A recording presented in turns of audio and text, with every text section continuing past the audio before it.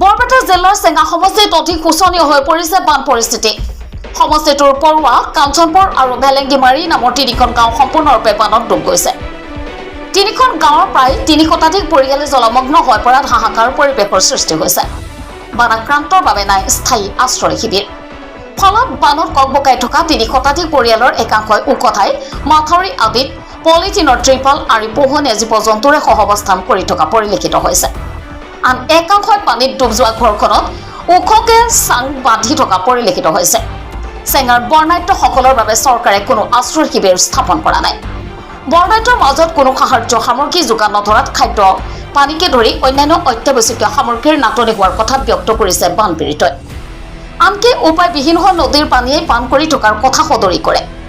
চেঙাৰ দক্ষিণ পাৰৰ ইখনৰ পিছত সিখন গাঁও ভয়াৱহ বানত ডুব যোৱাৰ পাছতো জিলা প্ৰশাসনে কোনো ধৰণৰ উদ্ধাৰ অভিযানৰ ব্যৱস্থা নকৰাত অধিক শোচনীয় হৈ পৰিছে বৰ্ণাঢ্যৰ অৱস্থা।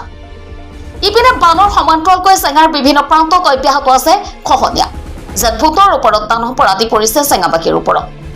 অৱশ্যে কংগ্ৰেছৰ মুখপাত্ৰ ৰফিকুল ইছলামে বানাক্ৰান্তৰ বুজ লৈ সামৰ্থ্য অনুসৰি কিছু খাদ্য সামগ্ৰী বিতৰণ কৰা দেখা যায়। লগতে শাসনাধীষ্ঠ বিজেপি চৰকাৰৰ লগতে মুখ্যমন্ত্ৰী হিমন্ত বিশ্ব শৰ্মাৰ লগতে মন্ত্ৰী পীযুষ হাজৰিকাক তীব্ৰ সমালোচনা কৰা দেখা যায়। শীঘ্ৰে চেঙাৰ বৰ্ণাঢ্যৰ মাজত সাহায্য সামগ্ৰী যোগান ধৰিবলৈ জিলা প্ৰশাসনক দাবী জনাইছে ভুক্তভোগী পৰিয়ালে। দক্ষিণ বৰপেটাৰ পৰা বিলাল হুছেইনৰ প্ৰতিবেদন, B24। 90% এৰিয়া বানৰ তলত আছে, পানীৰ তলত আছে। না মানুহে ধান কাটিব পাৰিছে, না মানুহে নিজৰ যি গৰু ছাগলীৰ সৈতে তেওঁলোকে একেলগে বসবাস কৰিবলগীয়া হৈছে। যদি গৰু আছে পানীত, মানুহ আছে টিঙৰ চালিত, এনেকুৱা এটা পৰিৱেশ আমি দেখিবলৈ পাইছোঁ। গৰু ছাগলী মানুহ একেলগে থাকিবলগীয়া হৈছে। না খাদ্যৰ সমস্যা, গৰু আজি দানা দিব পৰা নাই, দানা নাই, পুষ্টিকৰ আহাৰ নাই, এটুকুৰা পানী নাই, এটোপাল পানীৰ কাৰণে মানে আজি হাহাকাৰ কৰিবলগীয়া হৈছে। অসম চৰকাৰ সম্পূৰ্ণ ব্যৰ্থ হৈছে। অসম চৰকাৰৰ এতিয়ালৈকে কোনো এজন বিষয়ববীয়া, কোনো এজন মন্ত্ৰী, কোনো এজন নিৰ্দেশনা মানি লোৱা কোনো এজন ব্যক্তি এই অঞ্চলত আহি দেখা আমি পোৱা নাই। আমি ৰাইজৰ ওচৰত যিমান পাৰিছোঁ ন্যূনতম কিবা এটা লৈ ৰাইজৰ ওচৰত গৈছোঁ। আৰু এই ক্ষেত্ৰত মই অসম চৰকাৰৰ মুখ্যমন্ত্ৰী আৰু বান নিয়ন্ত্ৰণ মন্ত্ৰীক মই সকীয়াই দিছোঁ যে আপোনালোকে যদি অসমক শ্ৰেষ্ঠ অসম বুলি আপোনালোকে দম্বালি মাৰি ফুৰে, তেতিয়াহ'লে অসমৰ এই বান সমস্যাক ৰাষ্ট্ৰীয় সমস্যা ঘোষণা কৰিব লাগে। আপোনালোকে দিল্লীত শিল নত কৰি নহয়, আপোনালোকে দিল্লীত বুকু ফিন্দাই কাঢ়ি আনক আৰু ৰাষ্ট্ৰীয় সমস্যা হিচাপে অসমক ঘোষণা কৰক। আৰু মোদী ডাঙৰীয়াক সকীয়াই দিব লাগে যে অমিত শ্বাহৰ নিচিনা এজন ব্যক্তিয়ে, যিজন ব্যক্তিয়ে গৃহমন্ত্ৰী, তেওঁ কৈছে যে অসমত 5টা পুখুৰী খান্দি দিলে অসমৰ বান সমস্যা সম্পূৰ্ণৰূপে নিৰ্মূল হ'ব। এনেকুৱা ধৰণৰ বাক্যবাণেৰে হয়তো অসমীয়া মানুহক অপমান কৰিছে, অসমৰ জনসাধাৰণক অপমান কৰিছে। বন্যাৰ্ত ৰাইজ তেওঁলোকে আজি নিজৰ জীৱন যাপন কৰিবৰ কাৰণে মানুহে কিবা কৰি নাৱেৰে সৈতে তেওঁলোকৰ একমাত্ৰ সম্বল এতিয়া নাৱেৰে সৈতে তেওঁলোকে আহি ওখ ভেটিত আহি জীৱন যাপন কৰি আছে। আৰু আমাৰ এই চেঙা সমষ্টিৰ কাছুমাৰা, মহাচৰা, বেলেংগী, আপোনাৰ কাঞ্চনপুৰ, পৰুৱা, তাৰপিছত খোলাবান্ধা, বাঘমাৰা এইবোৰ অঞ্চলত গৰাখহনীয়ে ব্যাপক ৰূপত প্ৰায় ইতিমধ্যে 100ৰ পৰা 200 পৰিয়াল ইতিমধ্যে গৃহহীন হৈছে। আৰু এই গৃহহীন পৰিয়ালসমূহক চৰকাৰে কোনো ধৰণৰ ব্যৱস্থা লোৱা নাই। চৰকাৰৰ ফালৰ পৰা এতিয়ালৈকে কোনো ধৰণৰ মানুহৰ কাৰণে না দানা, না খোৱা, না পানী, কোনো ধৰণৰ ব্যৱস্থা অসম চৰকাৰে গ্ৰহণ কৰিব পৰা নাই। গতিকে অসম চৰকাৰ তীব্ৰ ব্যৰ্থ চৰকাৰ আৰু অসমৰ যিজন বান নিয়ন্ত্ৰণ মন্ত্ৰী তীব্ৰ ব্যৰ্থ মন্ত্ৰী। গতিকে এই কথাবোৰ অসমৰ ৰাইজে অনুধাৱন কৰি আছে। আৰু ইয়াৰ কাৰণে আমাৰ অসমৰ প্ৰদেশ কংগ্ৰেছৰ সভাপতি সন্মানীয় ভূপেন কুমাৰ বৰাদেৱৰ নেতৃত্বত তেখেতৰ দিহা পৰামৰ্শ মতে আৰু অসমৰ আমাৰ একমাত্ৰ যিজন সাংসদ ভাৰতবৰ্ষৰ ভিতৰত শ্ৰেষ্ঠ ভোটত জয়ী হৈছে, 10 লাখ ভোটৰ ব্যৱধানত জয়ী হোৱা ৰকিবুল হুছেইন চাহাবৰ নেতৃত্বত আৰু তেখেতৰ দিহা পৰামৰ্শ মতে আমি ৰাইজৰ ওচৰত আহিছোঁ, ৰাইজৰ সমস্যাৰ বুজ লৈছোঁ আৰু তেখেতক আমি অৱগত কৰিছোঁ। তেখেতে যাতে অহা দিনত এইবোৰ সমস্যা পাৰ্লিয়ামেণ্টত উত্থাপন কৰি আমাৰ ৰাইজৰ কথাবোৰ অসমৰ ৰাইজৰ পাৰ্লিয়ামেণ্টত অৱগত কৰে।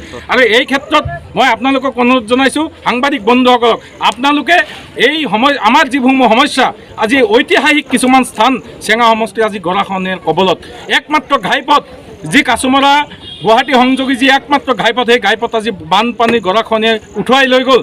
কিন্তু অসম চৰকাৰ এতিয়ালৈকে নিমাত হৈ আছে।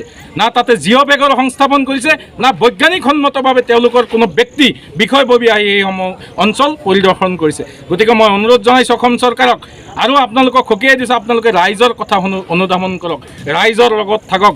আমি অসমীয়া জাতিক যদি জীয়াই ৰাখিব খুজিছোঁ অসমীয়া পৰম্পৰা অসমখনক যদি আমি সোণৰ অসম গঢ়িব খুজিছোঁ একমাত্ৰ তিনিখন শ্ৰেষ্ঠ তিনিখন ৰাজ্যৰ এখন ৰাজ্য যদি আমি বনাব খুজিছোঁ তেতিয়াহ'লে অসমৰ বানপানী সমস্যাক ৰাষ্ট্ৰীয় সমস্যা হিচাপে ঘোষণা কৰি দিল্লীৰ পৰা পেকেজ আনি অসমৰ মানুহক আপোনালোকে সংস্থাপন কৰক অসমৰ এই বানপানী সমস্যাক আপোনালোকে নিৰ্মূল কৰক এইখিনিয়ে ক'ব মই স্থানীয় ব্যক্তি হিচাপত মই ক'ব পাৰোঁ এই আমাৰ চেঙা সমষ্টি বিভিন্ন জেগাত বিভিন্ন ঠাইত চতুৰ্কোণে ৰাতিপুৱাৰ পৰা দেখা পাই আছোঁ যে মানুহ ক'তবা নাৱত আছে ক'তবা কলগছৰ ভূৰাত আছে ক'তবা চালিৰ ওপৰত আছে গৰু ছাগলীৰ অৱস্থা একদম বেয়া কোনো ধৰণে চৰকাৰৰ তৰফৰ পৰা কোনো ধৰণে সাহায্য বা কোনো ধৰণৰ তিৰপল বা চাপত খাদ্য সামগ্ৰী কোনো ধৰণে দিব পৰা নাই আৰু প্ৰশাসনৰ পৰা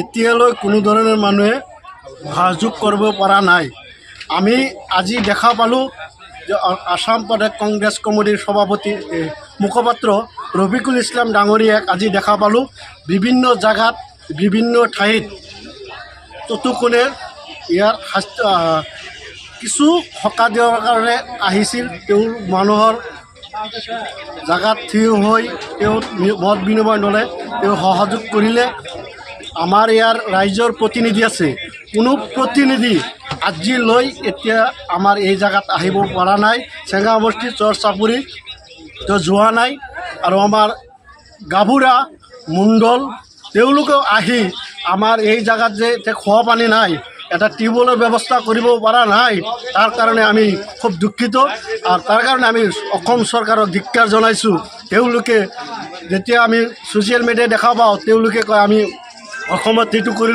কৰিলোঁ বিভিন্ন জনসাধাৰণত আমি সহযোগ কৰিলোঁ আৰু ক'ত সহযোগ কৰিলে এইটোৱে আমাৰ প্ৰমাণ জলকৈ পটপটকৈ ওলাই গ'ল যে আজি আমাৰ এই বানপানী গৰাখহনীয়াৰ সন্মুখত এতিয়ালৈ চৰকাৰে বিষয় আহিব পৰা নাই কোনো চৰকাৰৰ প্ৰতিনিধিসকল এটা আহিব পৰা নাই কি দাবী জনায় এতিয়া চৰকাৰক আমি এটাই দাবী জনাওঁ যে আমাৰ এই অঞ্চলত আজি গৰাখহনীয়া এই গৰাখহনীয়া নদীৰ কপালত গ'ল মোটামুটি 20-30টা ঘৰ এতিয়া গ'ল তাতে চৰ চাপৰি দাবি গ'ল পাত সৰিয়হ খেতি বাতি চব পানীৰ তলত গ'ল গতিকে ইমিডিয়েটলি আমাৰ এই চৰকাৰক অনুৰোধ জনাওঁ তেওঁলোকক সহযোগ কৰিব লাগে আৰ্থিক অনুদান দিব লাগে আৰু কিছুমান সময়ত দেখা পাওঁ যেতিয়া ক'তবা জেগাত আমাৰ এই অঞ্চলৰ মানুহ যদি এক কাটা মাটি ৰাখিবলৈ থাকে তেতিয়াহ'লে